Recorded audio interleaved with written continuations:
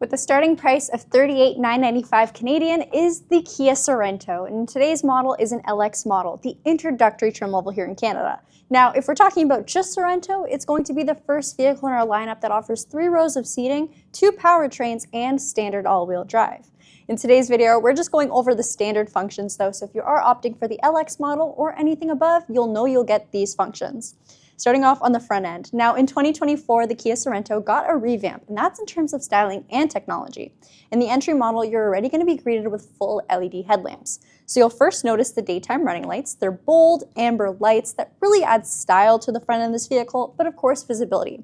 Those will also act as your indicator or turn signals. And then for your main headlamp, you get full LEDs, including your positioning lights and intelligent high beam assist. In terms of the rest of the styling, the LX model goes for a more simple look. So we have a nice black grille with some nice satin chrome surrounds. In terms of technology, we have forward-facing parking sensors. So we have 4 sensors faced on the front end of the vehicle, the front bumper. Those will of course give you an audible alert inside the vehicle when you are in proximity with another vehicle, wall, or any sort of object. Great for parking a larger car. On top of that, we have another sensor. This is a radar plate placed right in the very center of the front end that acts as your smart cruise control radar. And when you are driving this vehicle in traffic, whether it be in the highway or in the city, it will sense if there's any sort of stop and go conditions. So we get to a complete standstill on the highway, my car will completely stop and then go right back up to speed again based off the speed limit that I've set in there. On top of that, we do have intelligent speed limit assist on this vehicle and a lot of customization in terms of how this operates. So if you've used cruise control in the past but didn't like the way it operated, it felt sluggish, you can change this to be more in tune with the way you would normally drive. On top of that, we got more safety, so let's take a look at our windscreen and then we'll take a look under the hood. Now the windshield is an acoustic laminated or sound reducing windshield, which offers a very comfortable and quiet ride inside the cabin. And in the very center, you have a forward-facing camera that acts for your forward collision avoidance assist, which is advanced in this vehicle. It'll also work in junctions if you're making a left at a busy intersection, and on pedestrians, cyclists, and of course other vehicles. That's also going to be the camera that reads the lanes ahead of you to offer you lane keep assist and lane follow assist. Lane keep assist will let you know if you're about to depart from your lane and will provide a beep or warning inside the cabin. Lane follow assist will see the bends on the road ahead and take steering control to make sure you stay on the road. All right, let's take a look under the hood now. I'm just going to quickly pop it. Now, if you are opting for the LX model, since 2024's revamp, there's only one trim level, this one that is, that offers a naturally aspirated engine. We used to have 2 options in the past. So the LX model will give you a 2.5-liter naturally aspirated inline-4 that offers 191 horsepower and 181 pound-feet of torque. Now, this is the lesser output of the Sorento powertrain options. If you get any trim level above the LX, you will get a 2.5-liter turbocharged 4-cylinder, giving you 281 horsepower and 311 pound-feet of torque. Now, in terms of transmissions, the naturally aspirated option in the LX will be a regular 8-speed automatic, and any trim level above will have an 8-speed dual-clutch transmission. This vehicle is suited for 2,000 pounds of towing capacity, same thing with the EX model, and then everything above will either be 3,500 pounds or 4,500 pounds, depending on the trim level equipped. All right, wheels. These wheels are exclusive to the LX. They're 17-inch alloys. Fits the vehicle quite nicely, and I'm very, very pleased that we have alloys and not steel wheels with covers. You also get a nice all-season tire and standard all-wheel drive on the Kia Sorento. Kia's all-wheel drive system has a front-wheel drive bias, so if it's a regular sunny day and you're driving on dry pavement, it'll primarily be front-wheel drive, which is great for fuel consumption. However, if you turn onto a gravel road or any sort of slippery surface, the vehicle will automatically redistribute the torque to give you the traction that you need.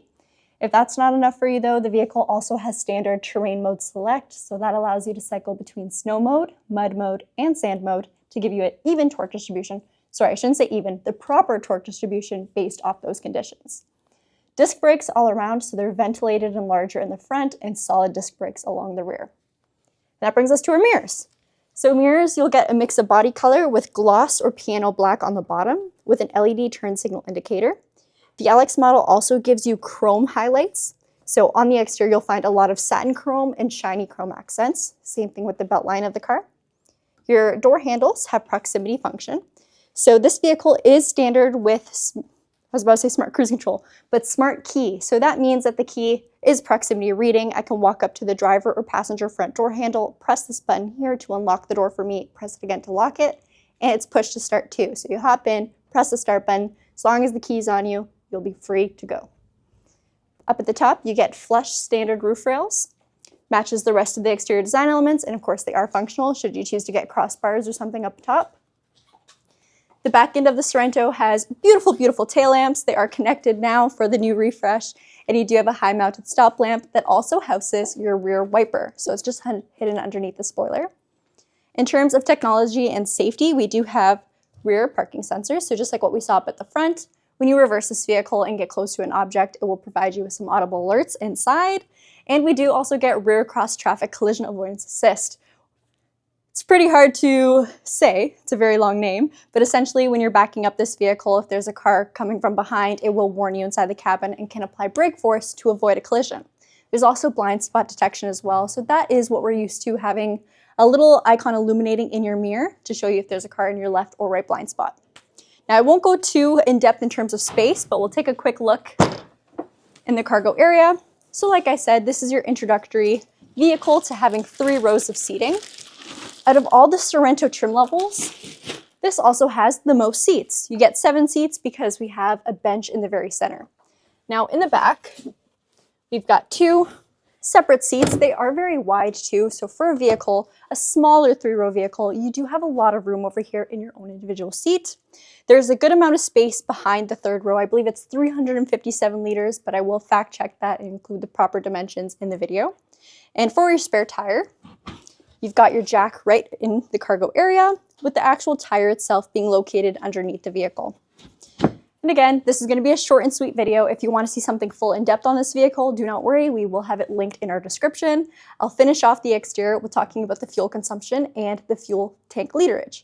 So it is a 67-liter tank on the Sorento, and that's across all trim levels. If you are getting the naturally aspirated engine, it's rated at 9.4 liters per 100 kilometers combined. So that's highway driving and city driving mixed. All right, let's take a look inside now. Hey everyone, it's Charlotte, and there's tons of tech advancements on the exterior of the vehicle, but let's see everything that's standard on the inside, and I really think it will impress you. And the best part is, everything here is standard, so if you need to be impressed even more, there's still multiple different Sorento trims to choose from. So let's start off by taking a look at the driver's side door. Over here, you're going to notice that we have a nice mix of some chrome, some gunmetal accents, and then also just some regular black in terms of a soft touch leather, but then also some plastic. In terms of technology, you'll notice that we have our driver's window, which is going to be a one-touch and obstacle detecting. So what that means is simply flick it up or flick it down, and it's going to automatically drop down for you. Perfect for going through a drive-through or anything where really you need to drop down your window. But also it's pinch protected. So if I put my hand or something out here and it senses that it's there, it's not going to go all the way up. It's going to drop back down. No one is getting any pinched fingers in this vehicle. One of my other favorite features is the fact that this has a powered driver's seat, which is, again, something that we're only just starting to see. So you'll notice that I've got all of my controls here, and it's 6-way power adjustable. So that includes the height adjustment, that's going to include the backrest, but also 2-way lumbar support, which we don't often see on a vehicle that is in its introductory trim. We're also going to operate with a 6-speaker in-house system as well. So usually we only see, 4 or something like that speakers on the lower trims. It's nice to see the full 6 that we are getting throughout this vehicle. On this side, I'll point out the fact that we have our brightness adjuster and traction control, which is pretty much the same as any Kia vehicle that we have. But let's talk a little bit about the screens and the tech that we do have in this vehicle. So of course, I'm going to have my steering wheel. It's just regular black plastic, but behind that, I have a 4.2-inch screen. And this is what I'm going to be able to use this notes icon right here to go and cycle between. So from here, I can see things like my active safety features, that drive power distribution for the smart all-wheel drive system that Gabby mentioned, my TPMS as well, and see how the vehicle responds to me as the driver. So lots of cool tech and seeing how the vehicle responds to you and how it kind of learns with you and your habits, and then also how that's going to affect your fuel economy too, especially when you're using those different drive modes and terrain modes. Other than that, we do still have a digital style for our speedometer and our tachometer. They are actually digitized. It's not analog, but you can't cycle between the screens for these. It's just going to be that middle screen. I will say one thing I like is how your speed or your RPM increases. These hash marks actually will fill up, and I think it's just a really nice and cool design aspect. I'll have Gabby come around and we'll talk about what we see on the middle right here.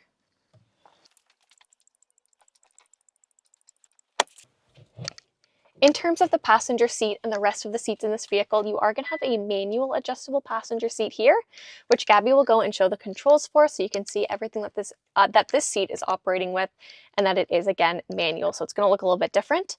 I also will point out the fact that these are a cloth interior. However, I really like the look of the insert. It's nice that it's not just flat black. It has a little bit of a design presence to it for the insert. And again, these two main seats are going to be heated, so perfect for these Canadian winters, because man, does it get cold. Also, something that is incredibly underrated when it comes to cloth seats is the fact that these don't get nearly as hot from the outside temperature in the summer or cold in the winter. They also heat up a lot faster being cloth than something like leather or synthetic leather. So some people like to knock cloth. I'm just saying, maybe give it a try if you have, some very different seasons. In the center, this is probably going to be the star of the show in terms of technology, because we actually have this 12.3-inch screen. So this thing is massive. It's great to see the biggest size screen possible on just the starting trim.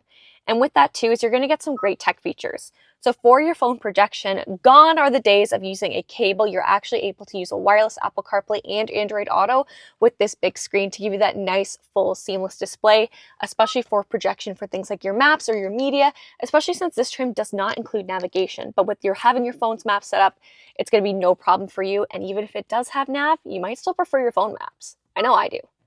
When it comes to those features on the exterior of the vehicle, if you want to go into your driver's assistance features, here's where you're going to be able to access everything and adjust it to your preferences. As you move down, you'll see that we have some more ventilation and a switchable infotainment and climate control cluster that does provide some haptic feedback. So right now it's set to my media. Press this and it's going to go and set to my climate. The nice thing is that, of course, we are going to be operating with air conditioning in this vehicle too, and you can still adjust things like the recirculated air, your fan speed, and your fan direction. As we move down, if you do want to operate with connectivity or charging, we have dual USB-Cs. We've got your heated seat components, as I mentioned here, a regular gear shift, which is perfect, and then that drive and terrain mode selector. So currently it's set to your drive modes, and you can see we have 4 different options: normal, eco, sport, and smart, and they're going to change up how the powertrain responds depending on which mode is going to be active. Press down, and it's going to give you those terrain modes, which Gabby described on the exterior of the vehicle for snow, mud, and sand. You're also going to have this vehicle equipped with idle, stop, and go. So when this is on, when you are driving your vehicle and you bring it to a stop, slay. You're also going to have idle, stop, and go in this vehicle. So when you are driving this vehicle and bring it to a full stop, the engine will actually temporarily shut off. And as you go to proceed and put your foot back on the gas, it's going to kick on again to help save you with a little bit of your fuel efficiency. And again, stuff that you can all monitor through the screen directly ahead of you. You're also going to have auto hold. So similar to idle, stop, and go, when you bring the vehicle to a full and complete stop and in drive, when you are stopped fully, you actually can take your foot off of the brake and it's going to hold you there until you put your foot back on the gas and proceed through the light or stop sign or whatever it is. You have your downhill braking assist. We see an electronic parking brake, which is going to work with that auto hold system. And then also those parking sensors that we saw on the front and the rear if you want to shut them off from giving you an audible alert. Standard is we're going to have our rear view camera. And it's also going to show up this parking distance with those parking sensors up at the front. This does have dynamic guidelines, so as you turn the wheel, it's going to show you where you're going to end up. And because we have 2,000 pounds of towing capacity, you also have this top-down view, which is very helpful if you are towing. Also, again, wide angle so you can really see everything. This is a crystal clear image that you're seeing, probably better than what we're filming on. You're also going to have dual cup holders, a good amount of storage space in this vehicle. And then if you take a look when it comes to your rearview mirror and some of the other items that we have up here, you do have a manual day to night mirror. And then standard is going to be Kia Connect, which is Kia's telematics system. So if you thought the proximity entry and the push button start was nice, wait until I tell you that you can pretty much do everything from your phone as well. So you're actually able to go and precondition your cabin from the comfort of your phone. You can lock and unlock your vehicle and utilize things like location services, again, all from your phone. So very handy, very convenient, especially for navigating the different climate. Let's take a look at what the second row offers, because we have a couple little features back there. And also, you'll get a look at the fact that this is the only trim that has the 7-seat configuration. So let's see if this bench seat, let's see what it's all about. So when I think of a well-designed second row for a base, this definitely comes to mind. You know why? Take a look at the passenger side door. You'll notice that we have 2 sets of cup holders, which I really like. Despite that this is still the LX trim, we have dual pockets on the back of the seats as well, so dual pockets. We have integrated USB-Cs for charging, those who may be sitting back here. Rear ventilation, which you are able to move and open and close. down below, we have a 12 volt. We have lots of leg room. These seats, sorry, are also going to be in a 60-40 split. So if you need a little bit more cargo room, you definitely can access that by dropping one down. You're also going to have a drop-down armrest, which again, we don't typically see standard on the introductory trims. So fantastic to see this as well with 2 additional cup holders. And also when it comes to these seats, they are on a rail system, meaning you can adjust the legroom for the second row, but also in doing so, you're adjusting the legroom for the third row. Also, if this looks like it's too arched, you can of course adjust your amount of recline too.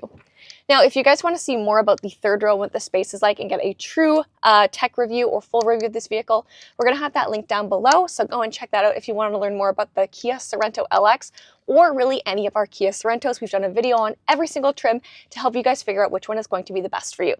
If you liked this video, please leave a like on this video and comment down below if you think the LX is great value for the price point. We will see you guys next time, and thank you so much for watching. Bye!